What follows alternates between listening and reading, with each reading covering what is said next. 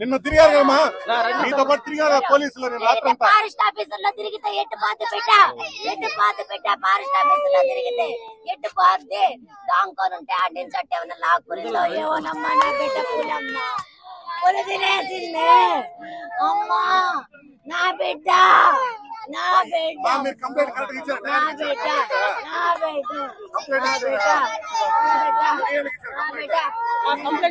అప్పుడే ఇచ్చారు, అప్పుడే ఇచ్చేసాం, వెంటనే ఇచ్చాం.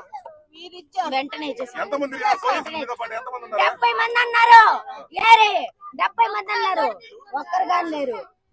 దేవుడు లేడు, పోలీసులు లేరు, ఎవ్వరు లేరు, మాకెవ్వరు లేరు.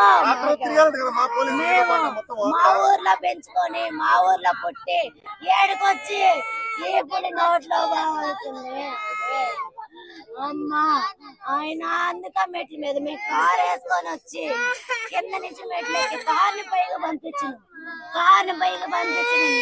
కారులోనే పోవచ్చు కదా.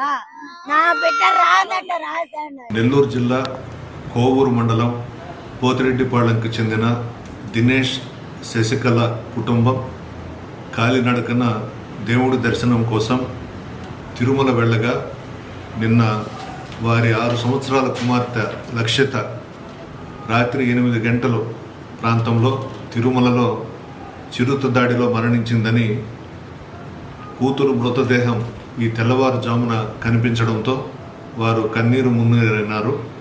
వారి కుటుంబ సభ్యులకు నేను ప్రగాఢ సానుభూతి తెలియజేస్తా ఉన్నా. దీనికి సంబంధించి చైర్మన్ కరుణాకర్ రెడ్డి గారితో, అదేవిధంగా ఆలయ అధికారి ధర్మారెడ్డి గారితో, ఇద్దరితో కూడా ఫోన్లో మాట్లాడాను. దీని మీద విచారణ జరిపిస్తున్నామని చెప్పి చెప్పడం జరిగింది.